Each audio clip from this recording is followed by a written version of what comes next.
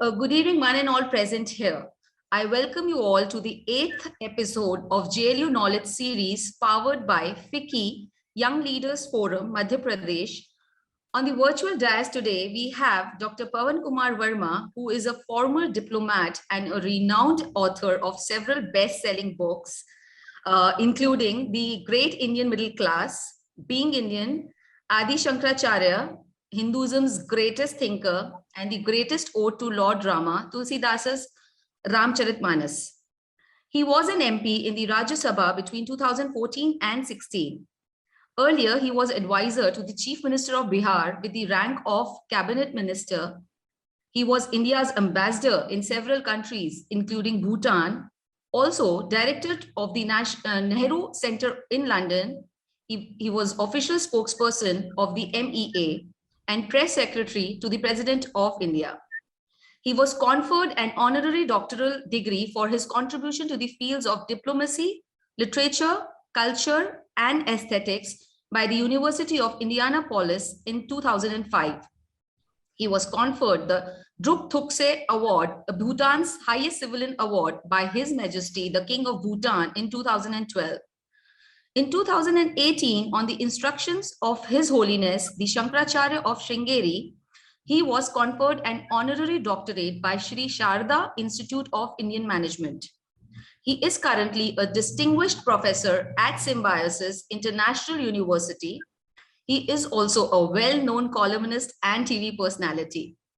We are delighted this evening to have your session with us, sir. We are also privileged to talk about Pavan sir's recent launch, The Great Hindu Civilization. So just a few words before I hand over the session to you, sir, because since the day I got to know that I'm going to moderate this session, I'm completely, reading about your books, about you. So, sir, what, I read about this book and about the book that how you have very vehemently wrote in this book, especially in these padding times, you're talking about Hinduism without sounding either very obscurantive or dismissive, which I think takes a lot of courage and requires a lot of sagacity and a lot of objectivity too for a writer to write. And this is exactly what this book showcases. About talking fundamental beliefs and questions on Hinduism and its current state.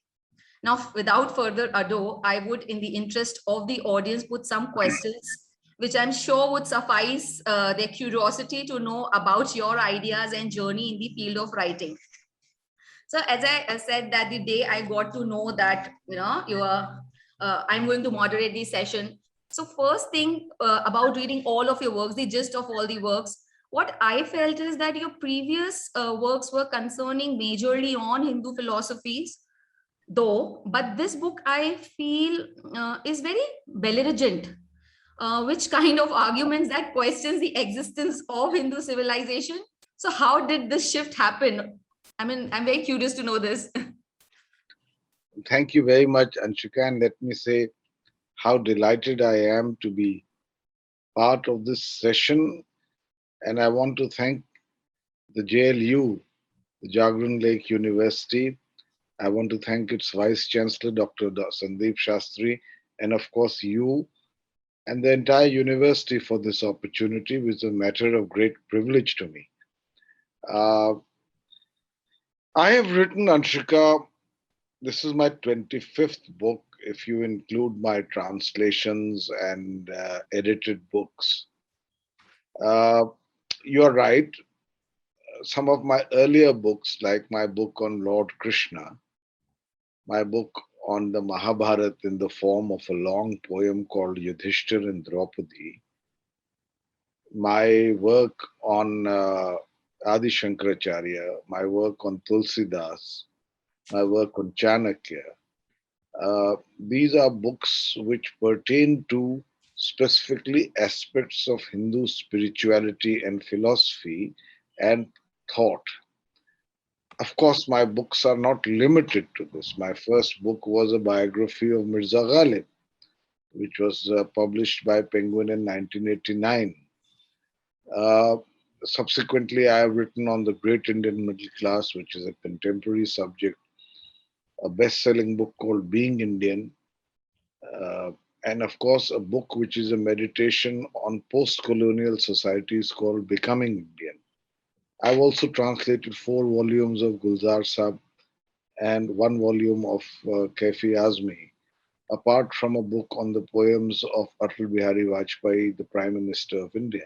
I mean, this is just a sampling. But you say my current book is belligerent. Well, I don't know whether to agree with you or not. In part, yes, because I strongly refute those who seek to devalue, demean, and denigrate Hindu civilization or question its existence. And in that sense, it's a rebuttal. It's a rebuttal and a riposte to those who I believe, even though well intentioned, refuse to acknowledge the verifiable and legitimate existence of Hindu civilization, which is noteworthy for its antiquity, its continuity, its peaks of refinement, its assimilation, and its diversity. So, in that sense, it is belligerent, but it's also a very meditative contemplation on some of the great refinements of Hindu civilization, such as, for instance, the audacity of thought of the spiritual and philosophical tradition, the great balance between Nirguna and Sagun in our tradition, which is fascinating, the remarkable theory of rasa, which is the theory of aesthetics, which was outlined in Bharat's Natya Shastra 600 years before the birth of Christ. It's a priceless heritage that we are heir to. I meditate also upon the 4 Purusharthas of Hinduism: Dharma, Artha, Kama, Moksha, and the remarkably balanced life that they espouse. I speak also about the 4 ashrams, which are part of in Hindu social structure, which is a very insightful way of going through the evolution of life. In addition, I speak also about the political thought of this period. You know, Kautilya wrote the Arthashastra, but he himself admits that there were at least 6 systems of political science prior to his writing the book. So there was a tradition of political science. I know JLU is a university dedicated to the humanities, Yes, and sir. this may interest you. Uh, uh, I speak about the achievements in science and so on and so forth. I also analyze in great detail uh, the impact of the Islamic conquest on Hindu civilization and subsequently the profound influence of British colonial rule on this civilization. And finally, I come to the challenges of the modern republic, which poses its own set of challenges to the Hindu civilization of the past. And I speak of the way forward, including, in that sense, a belligerent rebuttal to the excessive distortions within the Hindu narrative and the need for reclaiming a sane and balanced Hinduism which is congruent to the psyche of Hindus and which is inclusive, tolerant, broad minded, and enlightened. Well, so in a sense, the book then is, if not belligerent, but it's partly a response to certain theses, and I can elaborate on them if you like. Yes, But sir. if you want me to, I can say there are people, for instance, Anshika, who say that there is no such word as Hindu, and I counter that. There are those who say that even if we accept that there is a word such as Hindu, I mean, these are arguments that need rebuttal. Megasthenes in the 4th century BCE refers to those who live beyond a certain geographical area and in a geographical area as Hindus or Hindus. So do the Persians, the Greeks, the Arabs. So it's a futile argument to make that because we self-consciously did not claim ourselves to be Hindus, there is no such uh, collective or set of people who are evolving in a defined geographical area in the same crucible of civilization who should not be accepted as Hindus. Then there was the argument that if there is a word like Hindu, there is no such civilization which is, and that Indian history has been but the crossroads of empire, and that anything beyond, before medieval India, is unverifiable and mostly a matter of romanticization and mythology, which I counter. Then there is the argument made that even if there was civilization, why should we not call it Buddhist? Because Buddhist influence was indeed part of this heritage, and we had kings like Ashoka who were Chakravartins and were supporters of Buddhism. But again, we have to understand Buddhism ultimately, a great religion in itself, no doubt, was an offshoot of Hinduism. And the Hindu template remained the original template of our civilization, and Buddhism evolved from it and later became, like Jainism, a great religion in its own right. Similarly, the argument is made that there is no such unified entity called Hinduism. You know, Wendy Doniger says that Hinduism is but a hybrid between a hedgehog and a tortoise. Now, I have to be a little belligerent, to use your word, to counter such arguments. She says, dare I use Hinduism with a capital H? And the reasons why she says is because of the remarkable diversity that Hinduism nurtures. Surely a religion, if it is not a clone of the Abrahamic faiths and nurtures a great deal of diversity and tolerates differences of opinion without losing sight of its central unifying narrative, cannot be pilloried merely because of its diversity. I mean, Hinduism, as you know, has three foundational texts: the Upanishads, the Bhagavad Gita, the Brahma Sutta. It has not one but six systems of Hindu philosophy. It, it tolerates a great deal of what would be called normally heresy, like the Charvak school, for instance, questions the legitimacy and validity even of the Vedas, but they are part of the larger fold of Hinduism. So, because Hinduism as a way of life and as its essential inclusive nature uh, tolerates diversity, you cannot question it being a unified religion. Then there are those who question the antiquity of Hindu civilization. And I provide both fact and reason to show that the old colonial theory, which placed Hindu civilization in the context of an Aryan invasion, which never took place, as you know, now historians accept that, in 1500 BCE and not before, needs to be predated by at least a millennium, if not more, on the basis of evidence as is available and irrefutable today about the river Saraswati. Then there are those who don't discount Hindu civilization by the Marxian perspective of only seeing it in the entire period in terms of class relations. Was it feudalism? Was it serfdom? And refuse to go beyond the economic prism. And I believe that while the economic prism is important, you cannot restrict it and exclude from it experiences of culture, of civilization, of spirituality, of philosophy, of aesthetics, and so on and so forth. So, all in all, these are arguments that I need to rebut, and they are important. And so, therefore, in parts, it may appear to be belligerent, but it's really a rebuttal. Similarly, about the Islamic conquest, there was an attempt by historians, perhaps well intentioned, to see it largely as for its syncretic consequences. You know, the Ganga Jamuni Tehzeeb that we built, which Yes, I yes. greatly value and which is a very important part of our culture.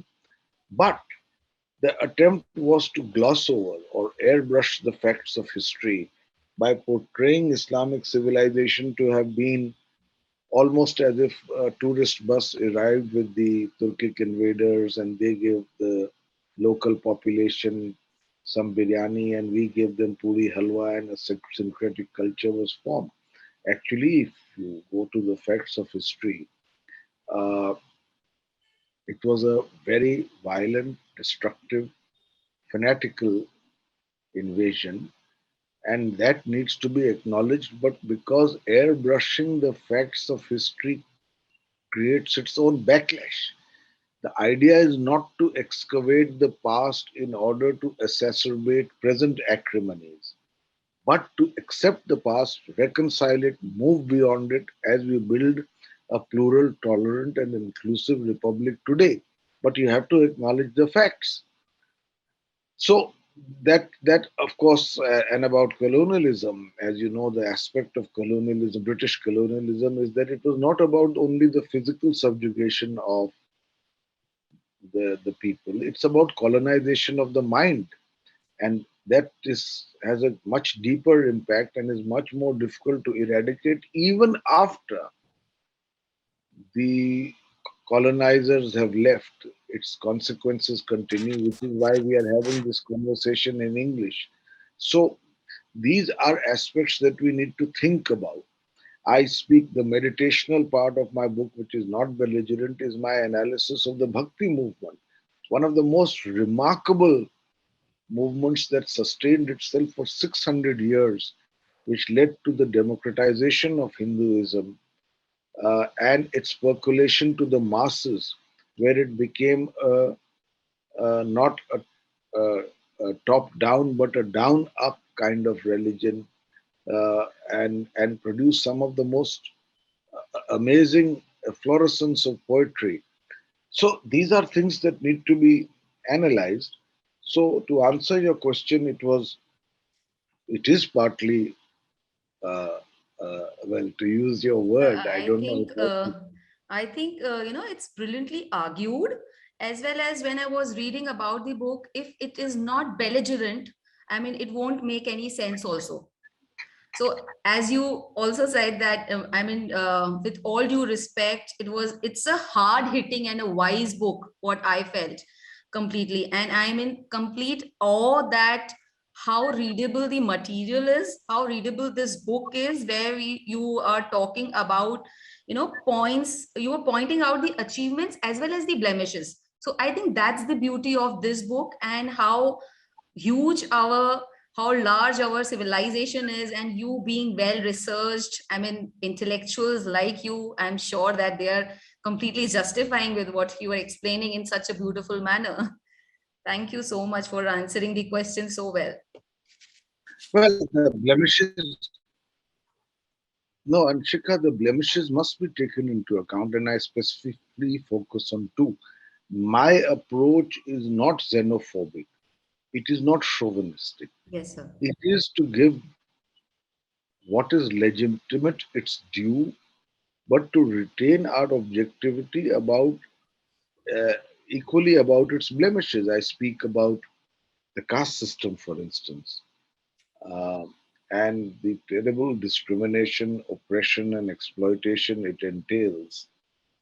Uh, I speak about gender disparity and the looking down upon women as an institutionalized practice. And actually, when I speak about the future, I say this is the real challenge before Hinduism. Through the centuries, through millennia, Hinduism has been actually become Sanatan only because of its ability to reinvent itself, to transform itself to meet new challenges. And that is the challenge today, that Hinduism, in order for it to retain its Sanatan quality, must reinvent itself and pick up the challenges posed by both the inequities of the caste system and gender disparity, for which you will be surprised whether it is Veer Savarkar or Swami Vivekanand or Mahatma Gandhi or Dr. Ambedkar, all of them have espoused it, That challenge remains to be fulfilled, although much has been done legally, but it needs a change in mindset. It needs a change in mindset in people to achieve that kind of redemption from these evils. So these remain challenges for us, and in keeping of with these challenges, I make the point that what we need today is not Hindutva as much as Hindu Satya, to go back to the origins and roots of Hinduism. After all, and to reform it within, in conformity with what Hinduism is in theory, which is an eclectic and inclusive religion. I mean, a religion whose Mahavakya is Ekam Satya Vipraha Bahuda Vadanti. The truth is one, wise people call it by different names. A religion which had the audacity of thought and courage to say, Ano Bhadraha Kritavo Yantu Vishvatah. Let good thoughts flow to me from all directions. A religion which could say with courage and conviction, Udara Charitanam Vasudhaiva Kutumbakam. For the big hearted, the entire world is a family.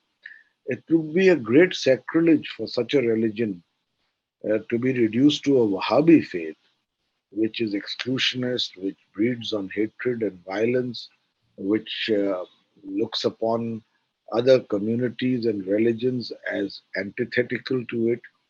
Uh, and so, therefore, these are challenges we need to face today. Of course. Yes, sir. So, as I understand your purview, I mean, I slightly understand your purview on Hinduism and Hindu civilization. They are marked with antiquity, continuity, as you said. They are marked with peaks of refinement, assimilation, and diversity, rather. So, how would you suggest that how people need to accept everything and reconcile the idea of Hinduism or being Hindu? Well, Hinduism, for many of its practitioners, is a way of life. There is no one prescribed text, there is no one pope, there is no one only grand temple, there is not one only prescribed ritual.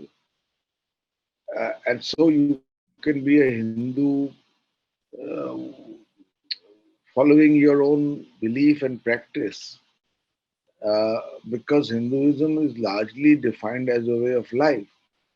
So when you have to reconcile this approach with being a Hindu, I think the great enabler has to be a little more knowledge about your past and your religion. I know it requires a little effort, but it's not difficult and it does not have to be exceptionally deep. But I believe knowledge is a great enabler. Satyam Jnanam Anantam Brahm, as Adi Shankaracharya says. Knowledge is truth, and we have to pursue that truth, because there are two aspects to this.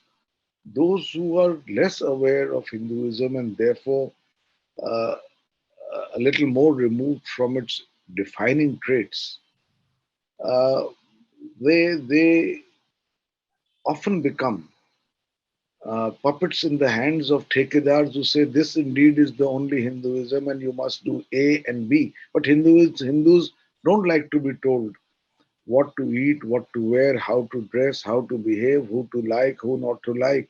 Hindu women don't like to be told that you must fit into this mold of subordinate behavior. Uh, you know, so if you don't convert it into a Wahhabi faith, you must have the knowledge to counter those who are trying to do so. So knowledge is a great enabler. But equally, sometimes lack of enough knowledge about the past and the great achievements, not without its blemishes, of this civilization. Some of the great achievements, if you are not aware of the real achievements, you trivialize this past by what I call the Dinanath Batra school of Hinduism or Hindu civilization, which then goes and says there were uh, airplanes in our ancient past, that cars used to ply the street, that there was television, that there was plastic surgery, that there was in vitro fertilization in the ancient past. In fact, all the scientific discoveries were known. Now, that's, in my view, trivializing some of the legitimate and real achievements of this civilization. And it's based on not enough knowledge about what these real achievements are. I mean, if you know about Aryabhat or if you know about Brahmagupta, then you will not talk about there being television in the past. You will focus on some of the really amazing scientific achievements that were part of Hindu civilization. So these are two aspects about lesser knowledge about your own religion and civilization. And I am always perplexed, Anshika, by the lack of curiosity in Hindus themselves.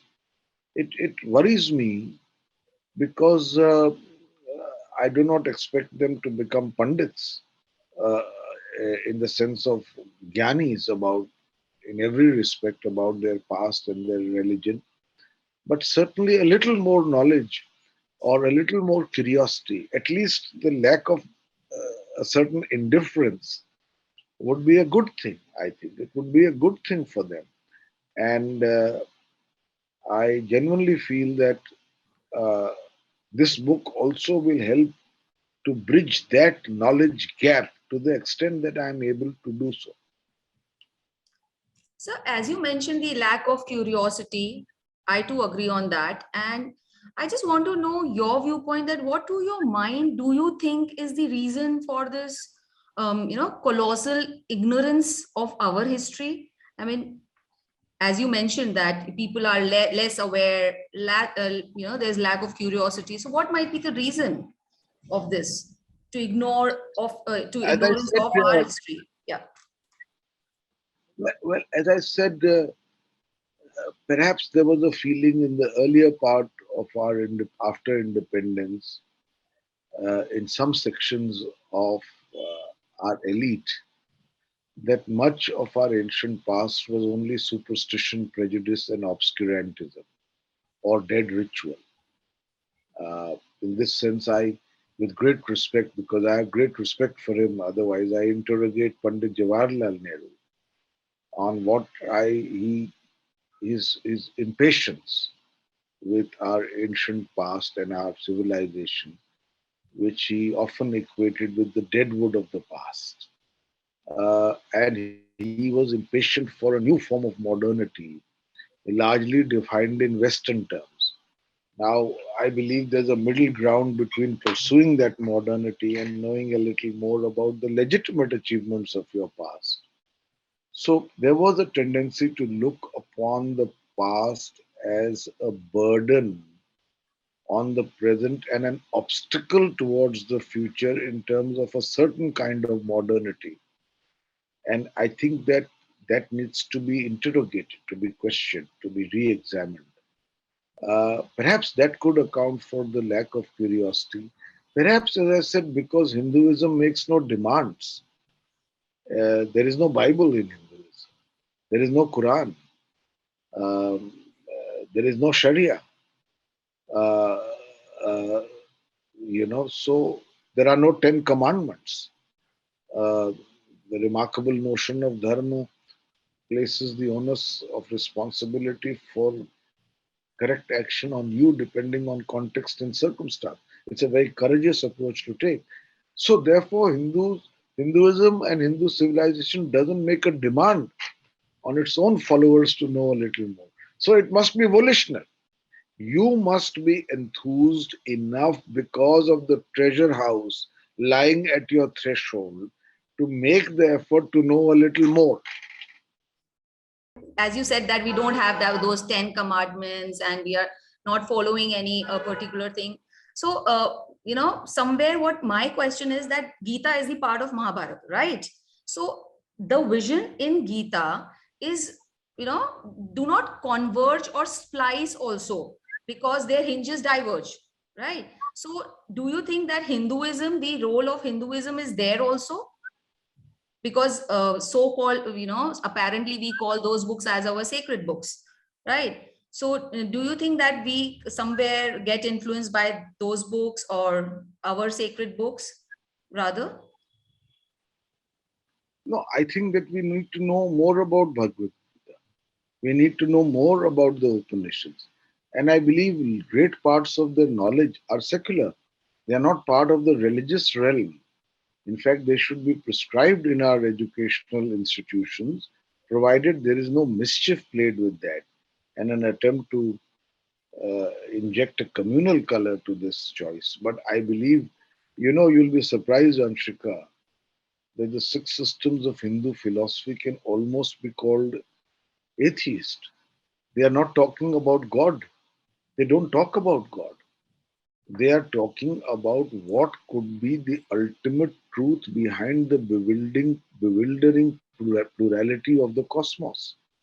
What is it that is the sustaining principle? That is their search. Whether it's Nyaya, whether it's Vaisheshik, whether it's Sankhya, whether it's Yoga, whether it's Purv and certainly Uttar Mimansh, which is Vedanta or Advait, they are all looking for that one principle and they don't talk of God in conventional terms. There's no deity except perhaps for yoga in parts. They don't talk of a God. Now, what they are saying, and certainly in terms of the Gita, the one principle for the existential dilemmas of our daily life in the present is a greater knowledge of the whole notion of Nishkam Karma, to do what you need to do without thought of reward, to live in the present and not anticipate the future, to do your duty not as slavery to past tradition, but as commitment to what you need to do in your life, and to do it with nishtha, with ekagrata. These I believe help to provide solace to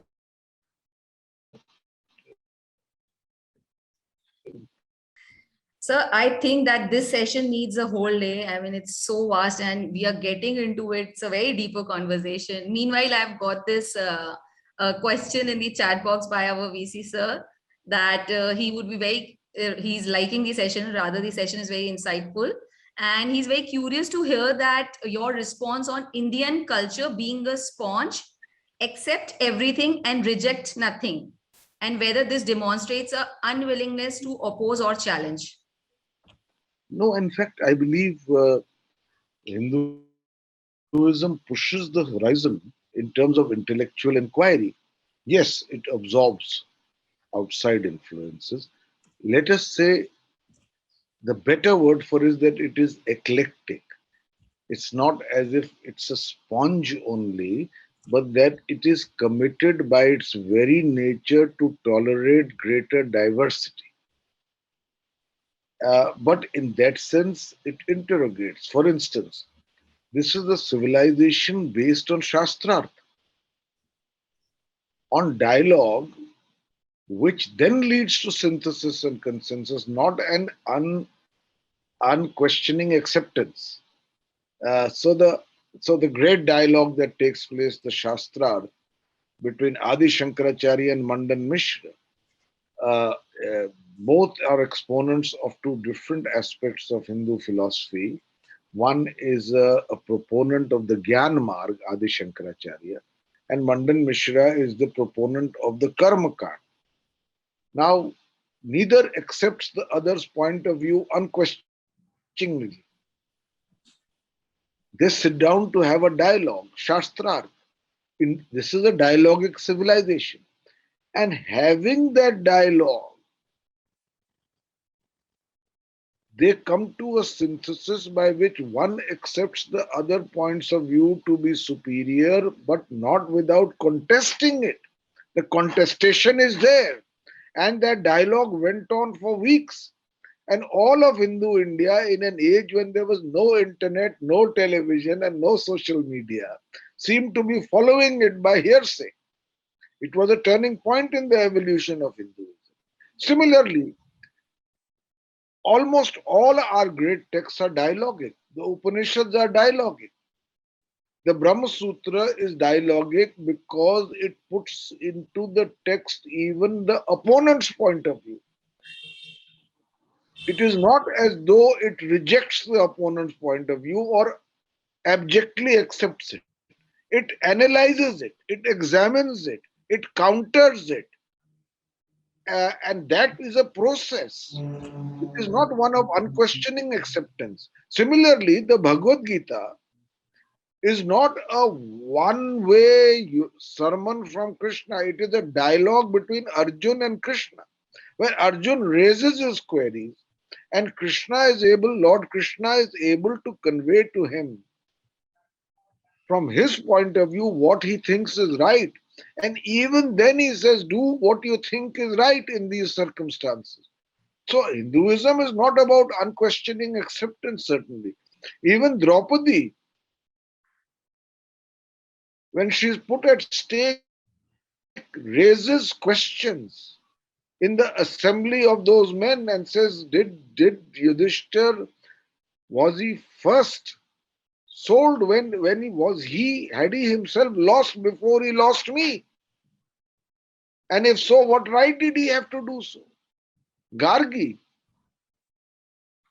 in the assembly of King Janak of Videha, gets into an argument with the foremost sage of the period, Yagnavalkya, and persists in making her point of view, which is again a sign that it's not an unquestioning acceptance, quite apart from giving an insight into the position of women in the early part of our civilizational history.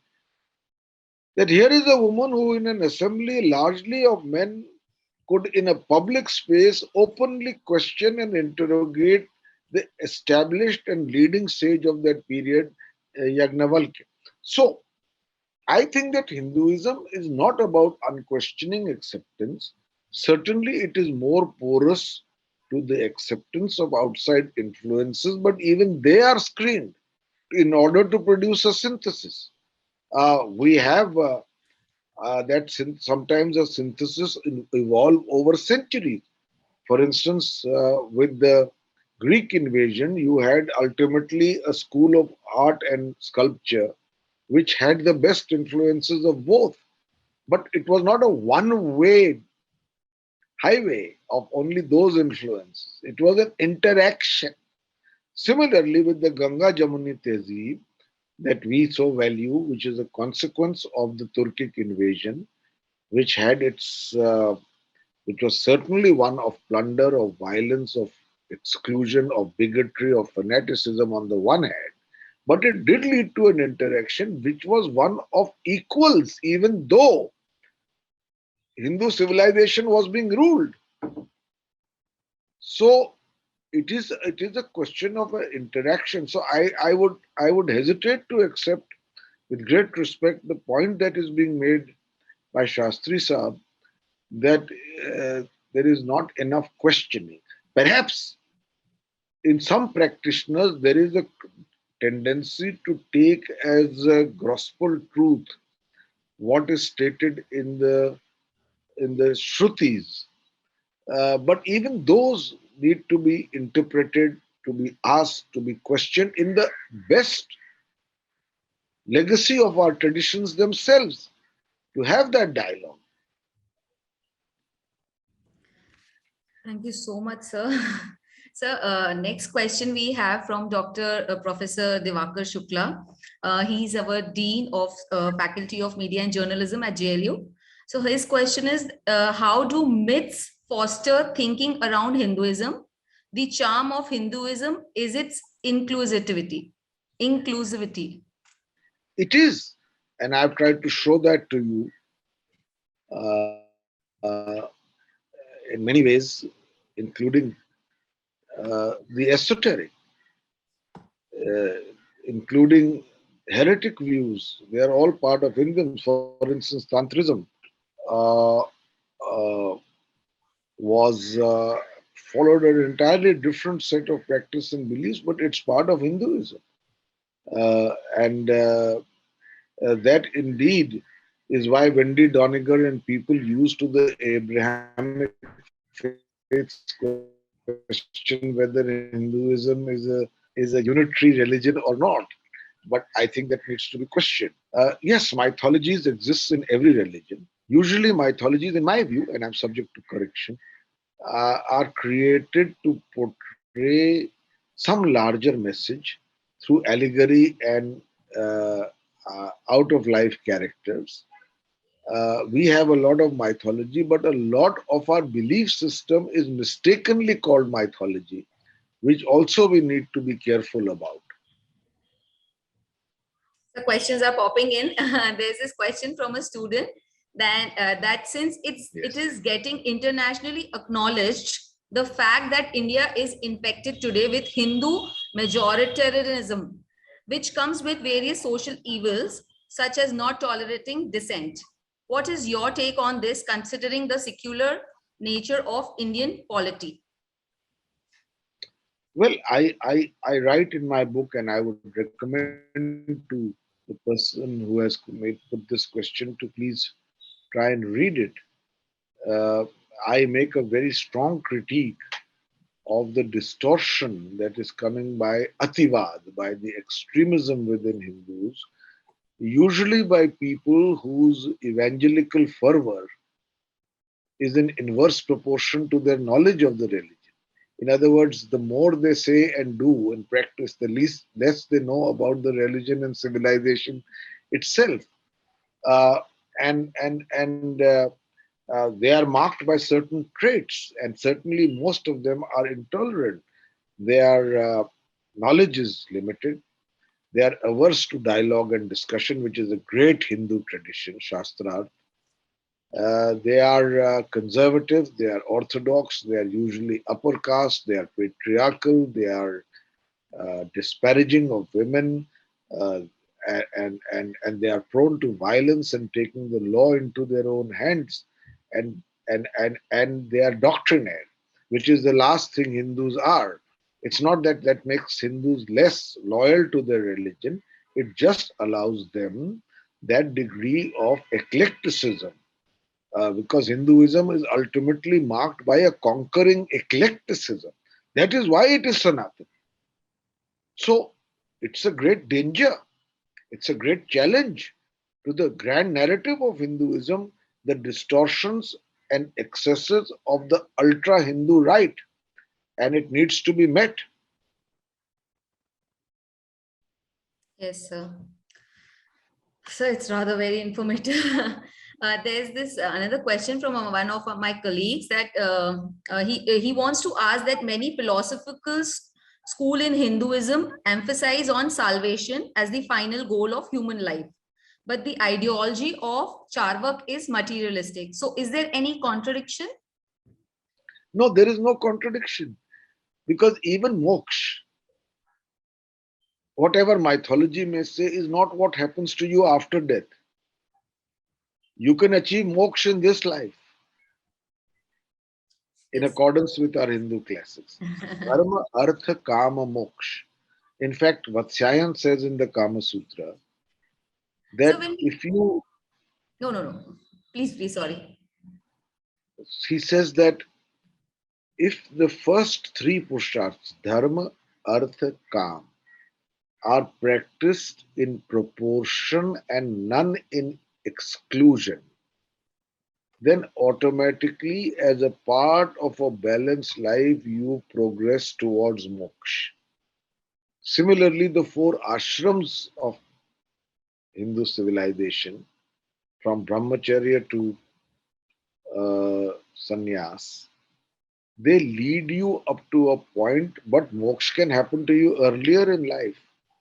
The moment you are emancipated of all want in a certain sense, or it can happen to you through Brahma Anubhav in the Advait school of Hindu philosophy, where you suddenly realize the cosmic pervasiveness of Brahm, Adrish, Achintya, Akhand, Nirvishesh Matram, undifferentiated consciousness, whose only experience is Chid and Anand, bliss and awareness. It can happen to you in one intuitive moment, and it is equivalent to moksha if you can sustain it. So, moksha and charvaks, but we encourage diversity of opinion. I told you there are six systems of Hindu philosophy. Each of them is searching for what is the ultimate principle. They don't agree and they are part of Hinduism. So why not include Charvaks also? Charvaks say, what is pratyaksh? What you see is what exists. The Vedas, they said it thousands of years before Karl Marx, that religion is the opium of the masses. That the Vedas are meant to fool the people into ritual and faith and worship of the Brahmin class. And that this is life, this is how you got it, this is how you must live it from what you have, enjoy it, and don't think about the afterlife. This is the material world. Now, Hinduism allows for this diversity of opinion.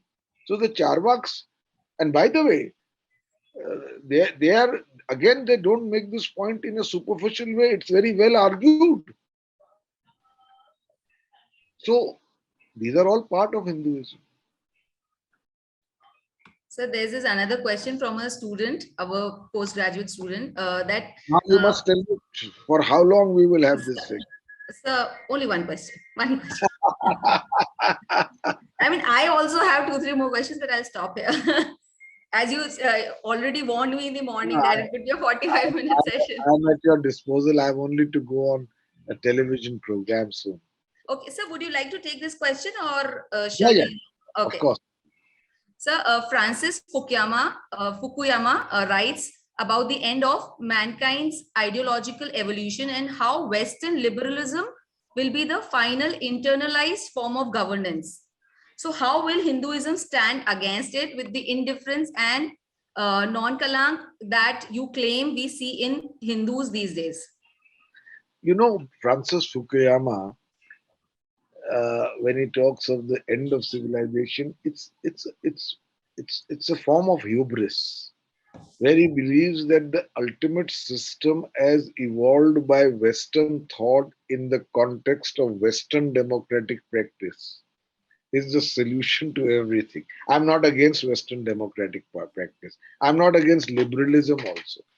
But there is a point of view also from from the East which needs to be evolved, which is the right balance between materialism and spirituality, and which adds its own elements to what would be the end of civilization, and which questions some of the consequences of liberalist capitalist thought, and also in the general notions of paropkar that exist in our civilizational theory, giving back to society what society has given to us.